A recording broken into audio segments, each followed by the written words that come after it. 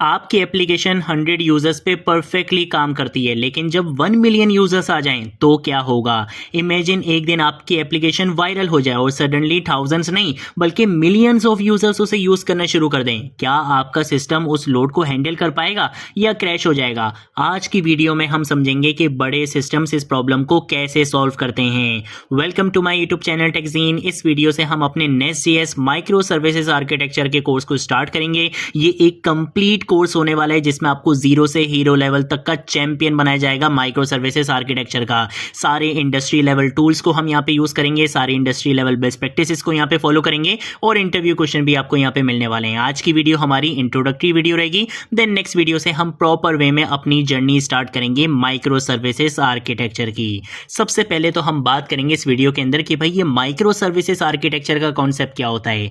Micro services architecture का simple मतलब होता है कि हम अपनी पूरी एप्लीकेशन को छोटी छोटी सर्विसेज में डिवाइड कर देते हैं। हर सर्विस एक स्पेसिफिक काम करती है। जैसे एक सर्विस सिर्फ ऑथेंटिकेशन हैंडल करेगी, एक ऑर्डर्स को मैनेज करेगी, एक पेमेंट्स को मैनेज करेगी। ठीक है, तो ये क्या होती है, हमारी एक एप्लीकेशन के अंदर मल्टीपल सर्विसेज होती हैं जो कोई ना कोई स्पेसिफिक काम कर रही होती हैं। ये सर्विसेज एक दूसरे से डायरेक्टली लिंक नहीं होती बल्कि एपीआईज या मैसेज ब्रोकर्स के थ्रू कम्युनिकेट करती हैं। सबसे पावरफुल चीज ये होती है माइक्रो सर्विसेज आर्किटेक्चर में कि हर सर्विस को इंडिपेंडेंटली डेवलप, डिप्लॉय और स्केल किया जा सकता है। ये सबसे बड़ी पावर है माइक्रो सर्विसेज आर्किटेक्चर की, जो इसकी वैल्यू को बहुत ज्यादा बढ़ा देती है। इसकी रियल लाइफ एग्जांपल आप कुछ ऐसे ले सकते हो कि जैसे एक रेस्टोरेंट में अलग अलग लोग होते हैं। शेफ कुकिंग करता है, वेटर सर्व करता है, कैशियर पेमेंट हैंडल करता है। सब अपना अपना काम इंडिपेंडेंटली कर रहे होते हैं। एग्जैक्टली वैसे ही माइक्रो सर्विसेज काम करती है। आपकी बड़ी एप्लीकेशन को छोटी छोटी स्मॉल इंडिपेंडेंट सर्विसेज में यहाँ पे ब्रेक कर दिया जाता है। और इसका सबसे बड़ा बेनिफिट क्या है, सबसे पावरफुल चीज क्या है इसमें, कि हर सर्विस को इंडिपेंडेंटली डेवलप, डिप्लॉय और स्केल किया जा सकता है। देन उसके बाद हम बात करेंगे मोनोलिथ वर्सेस माइक्रो सर्विसेज के बारे में। इसके ऊपर एक डेडिकेटेड वीडियो भी बनाऊंगा क्योंकि ये एक बहुत इंपॉर्टेंट कॉन्सेप्ट है। हम यहाँ पे ये नहीं कह सकते कि मोनोलिथ को बिल्कुल ही यूज नहीं करना चाहिए और हम ये भी नहीं कह सकते कि माइक्रो सर्विसेज को बिल्कुल यूज नहीं करना चाहिए। दोनों के अपने अपने यूज केस हैं। इसके ऊपर एक डेडिकेटेड वीडियो बनाऊंगा इस कोर्स के अंदर, उसको आपने बहुत अच्छे से देखना है। अभी सिर्फ एक छोटा सा कॉन्सेप्ट आपको समझा रहा हूं कि मोनोलिथ और माइक्रो सर्विसेज में बेसिकली डिफरेंस क्या होता है। मोनोलिथ का मतलब होता है पूरी एप्लीकेशन एक ही कोड बेस में होती है, मतलब सब कुछ यहाँ पे टाइटली कनेक्ट होता है। अगर एक छोटी सी चीज चेंज करनी हो तो पूरा सिस्टम इंपैक्ट होता है। स्टार्ट में मोनोलिथ इजी लगता है, लेकिन जैसे जैसे आपकी एप्लीकेशन ग्रो करती है स्केलिंग यहाँ पर काफी मुश्किल हो जाती है। ऑन दी अदर हैंड अगर हम माइक्रो सर्विसेज की बात करें तो जहां एप्लीकेशन मल्टीपल छोटी सर्विसेज में होती हैं वो बेसिकली हमारे पास क्या होता है, माइक्रो सर्विसेज का कॉन्सेप्ट होता है। ये लूजली कपल्ड होती हैं, यानी एक सर्विस चेंज होने पर दूसरी को कोई इफेक्ट नहीं होता, उसको पता भी नहीं चलेगा कि भाई कोई चीज चेंज हुई है।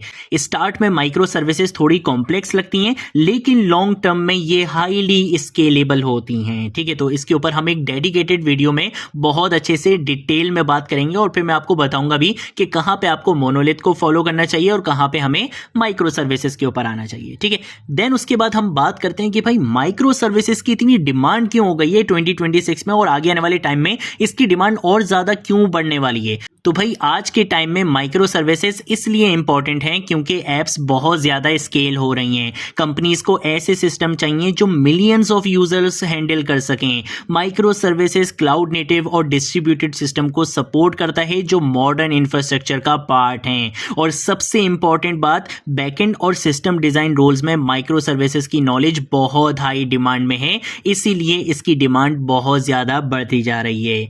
देन उसके बाद अगर हम बात करते हैं रियल वर्ल्ड सिस्टम्स के बारे में जो माइक्रो सर्विसेज यूज कर रहे हैं, तो भाई अगर हम रियल वर्ल्ड कंपनीज की बात करें जैसे Amazon, नेटफ्लिक्स, उबर, इन सब ने अपने सिस्टम को माइक्रो सर्विसेज में डिवाइड किया हुआ है। हर फीचर एक सेपरेट सर्विस होता है इसका। जैसे नेटफ्लिक्स में रिकमेंडेशन अलग सर्विस है, स्ट्रीमिंग अलग सर्विस है। ये सारी बेसिकली अलग अलग सर्विसेज हैं, ये मल्टीपल सर्विसेज हैं, सेपरेट सर्विसेज हैं। अगर एक सर्विस को कुछ हो भी जाएगा तो वो पूरा प्लेटफॉर्म डाउन नहीं होगा। ठीक है ना, इसी वजह से ये कंपनीज मिलियंस ऑफ यूजर्स को को एक साथ हैंडल कर पा रही हैं। और अगर एक सर्विस फेल भी हो जाए तो पूरा सिस्टम आपका यहाँ पे डाउन नहीं होता, सिर्फ वो स्पेसिफिक फीचर आपका इफेक्ट होता है। ये बेसिकली हमारे पास कॉन्सेप्ट होता है माइक्रो सर्विसेज का, और ये बेसिकली इसकी रियल वर्ल्ड सिस्टम्स की एग्जांपल्स हैं। देन उसके बाद हम बात करते हैं कि भाई किन प्रॉब्लम्स को माइक्रो सर्विसेज सॉल्व कर रहा है। तो भाई माइक्रो सर्विसेज सबसे पहले स्केलिंग की प्रॉब्लम को सॉल्व करता है। अगर सिर्फ ऑर्डर सर्विस के ऊपर लोड ज्यादा है तो सिर्फ उसे ही स्केल किया जाता है,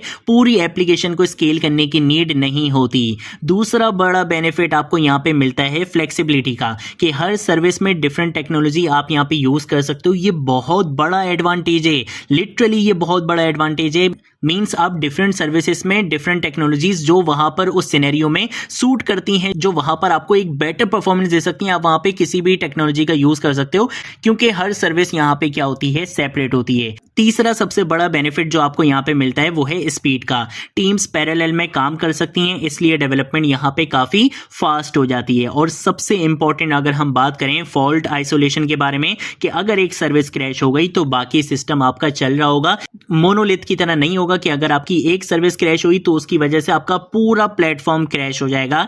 ये चीज माइक्रो सर्विसेज आर्किटेक्चर में नहीं होती है। देन उसके बाद अगर हम बात करते हैं चैलेंजेस ऑफ माइक्रो सर्विसेज के बारे में, कि भाई हमने माइक्रो सर्विसेज के रिलेटेड बहुत अच्छी अच्छी चीजें तो देख ली, लेकिन चैलेंजेस क्या आएंगे माइक्रो सर्विसेज में, कोई इतना हलवा थोड़ी है ये।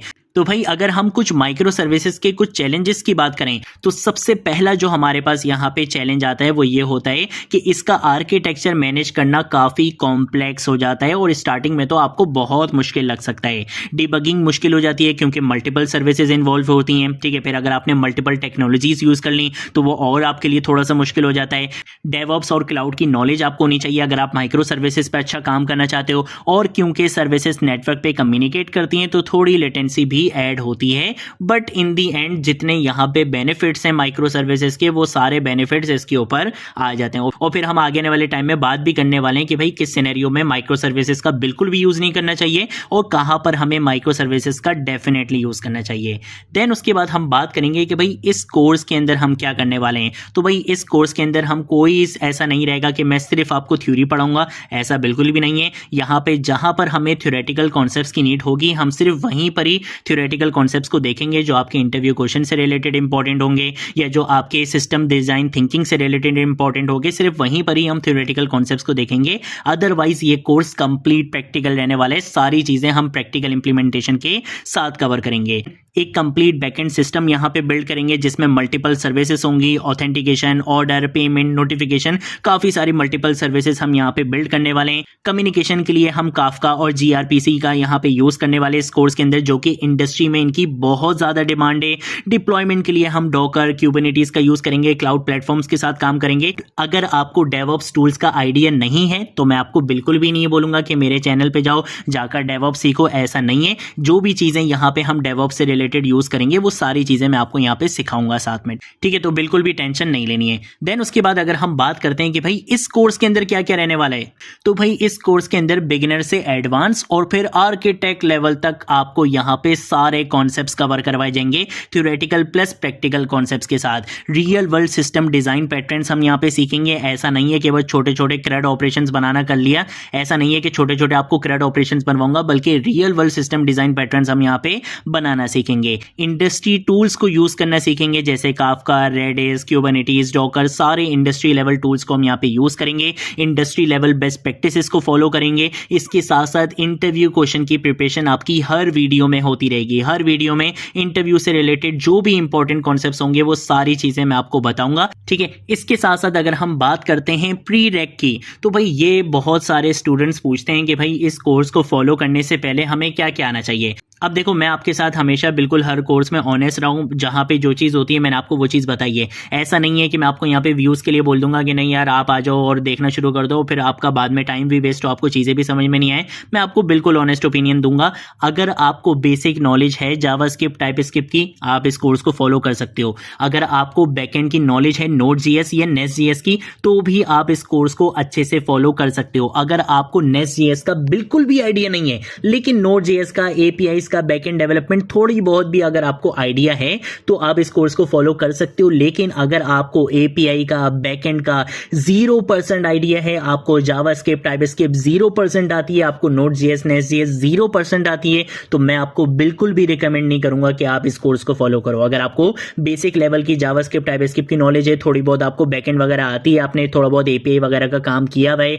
नेस्ट.js, नोड.js आपके पास एक प्लस पॉइंट हो जाएगा अगर ये भी आता है तो आपके लिए ये बेस्ट है। लेकिन अगर आपको बैकएंड का 0 आइडिया है तो फिर आप इस कोर्स को नहीं देखो। उसके लिए आप क्या कर सकते हो, आप सिंपल यहां पर आकर मेरा ये नेस्ट.js का बैकएंड का कोर्स देख सकते हो, जिसमें आपको कंप्लीट चीता बनाया मैंने यहाँ पे बैकएंड का, यहाँ पे हमने नेस्ट.js को कंप्लीट सीखा है, ठीक है ना। तो ये कोर्स फिर आप देख सकते हो। पहले आप बैकएंड अच्छे से सीख लो, उसके बाद माइक्रो सर्विसेज के ऊपर आना। डायरेक्टली माइक्रो सर्विसेज पर नहीं आना। अगर आपको बैकएंड का 0% आइडिया है, डायरेक्टली इस कोर्स के ऊपर जंप नहीं करना। ये मैं आपको बिल्कुल ऑनेस्ट ओपिनियन दे रहा हूं। तो ये चीज तो मैंने आपको बता दी कि भाई अगर आपको बेसिक लेवल की जावास्क्रिप्ट, टाइपस्क्रिप्ट आती है और आपके पास प्लस पॉइंट ये हो जाएगा कि अगर आपको नोड.js, नेस्ट.js की बेसिक्स आती हैं, एपीआई बैकएंड डेवलपमेंट का थोड़ा बहुत आइडिया है, तो फिर डेफिनेटली आप इस कोर्स को फॉलो कर सकते हो। माइक्रो सर्विसेज का अगर आपने कभी जिंदगी में नाम भी नहीं सुना तब भी आप इस कोर्स को फॉलो कर सकते हो। माइक्रो सर्विसेज के लिए कोई चीज आपको पहले से नहीं आती, कोई इशू नहीं है, इस कोर्स को आप फॉलो करो, सब कुछ सिखाया जाएगा। डेवऑप्स के टूल्स का आइडिया नहीं है, कोई इशू नहीं है, इस कोर्स को फॉलो करो,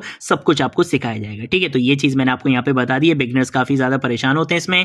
देन उसके बाद हम बात करेंगे कि भाई इस कोर्स का बेस्ट आउटकम आपको कैसे मिल सकता है। तो भाई इस कोर्स को सिर्फ आपने देखना नहीं है, ऐसा नहीं है कि जो मैंने वीडियो में बोला बस आपने सुन लिया और उसके बाद कुछ नहीं किया। आपने साथ साथ इसकी प्रैक्टिस करनी है। ये सारी पीडीएफ्स जितनी भी होंगी थ्योरेटिकल कॉन्सेप्ट्स की, जो भी मैं यहाँ पे पीडीएफ बनाता हूँ उसका लिंक नीचे डिस्क्रिप्शन बॉक्स में आपको मिल जाएगा, वहां से आप एक्सेस कर सकते हो। जो भी प्रैक्टिकल काम करेंगे उसका लिंक भी आपको नीचे डिस्क्रिप्शन बॉक्स में मिल जाएगा, वहां से आप उसको भी एक्सेस कर सकते हो। खुद से आप इन चीजों को प्रैक्टिस करते जाना, कोई भी कॉन्सेप्चुअल वीडियो को स्किप नहीं करना, और सबसे इंपॉर्टेंट इन सारी वीडियोस को सीक्वेंस वाइज देखना, आगे पीछे मत देखना। इन सारी वीडियोस को आपने इस कोर्स की सीक्वेंस वाइज देखना है। ट्रस्ट मी, ये कोर्स आपको बेस्ट कोर्स लगेगा पूरे यूट्यूब के ऊपर। मैं आपको इतना बड़ा चैलेंज कर रहा हूं, ये कोर्स जब कंप्लीट हो जाएगा तो आप इस कोर्स को कंपेयर कर लेना बहुत सारे पेड कोर्सेज से। इस कोर्स के अंदर आपको बिल्कुल बिगिनर से एडवांस लेवल तक का ऐसा चीता बनाया जाएगा जो आपको बहुत सारे पेड कोर्सेज में भी नहीं मिलेगा। ये मेरा आपको चैलेंज है, इस कोर्स को आप सिर्फ कंप्लीट होने देना, ठीक है।